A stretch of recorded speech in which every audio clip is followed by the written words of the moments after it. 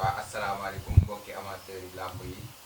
tey nag dañoo ñëwoon seet ci benn amateur làmb koo xamante ne bii day dund làmb xam ci lu bari aussi ñu koy wax Khadim Sall peut-être dina présenté bu sax pour ngeen gën koo xam Khadim Sall ñu ñëwoon tey jii laaj la ci diggante kii di Franc ak ki nga xam ne mooy Eumeu Sène lan moo ciy sa jàngat ci combat boobu noonu. maaleykum salaam maam Thierno maa ngi lay siyaar di la di nuyu téléspectateur Mbalmi TV yëpp waa question bi nga laaj nag am na solo parce que Eumeu Sène ak Franc dafa doon làmb di dynamique bu doy waar la parce que 14 combats 14 victoires vraiment jafe na ci mbër instant bii nii waaw te Franc fi mu ne nii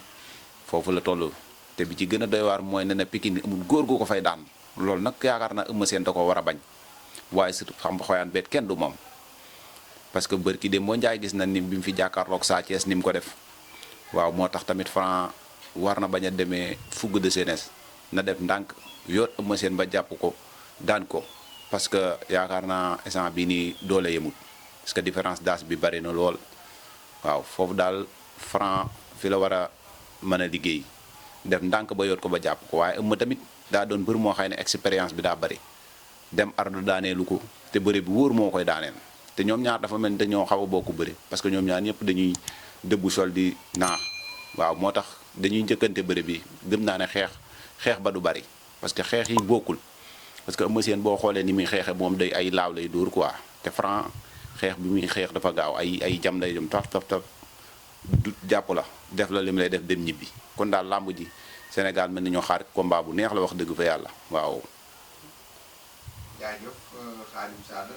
mu mel ni gis nañ ba ci démb mooy jaay Franc jóge ci tukki ba àndaale forme bu extraordinaire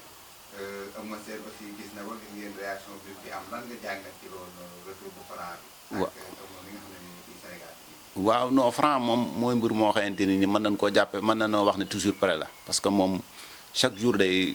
liggéey fi mu toll nii ci kanam tuuti boo demee da nga koy fekk ca place ba muy liggéey parce que boo gisee dafa wàcc aéroport rek bët set mi ngi ci géej gi di liggéey Eumeu Sène tamit chaque jour mi ngi ci din yi parce que gis nga bi Franc wàccee bi ñu ko dëppee micro gis nga mu ngi tooñ Franc naa ko gis naa la nga wàcc ci aéroport bi jaay état combat bi daal jaay na boppam na Sénégal gépp xaar parce que combat bi moom ku ci dagg bii ñaari junni doo ko perte parce que Franc Eumeu Sène vraiment lamb ju neex la. kon ñu jox leen rendez-vous kañ. le 3 incha allah. ñëpp nañ ko xaar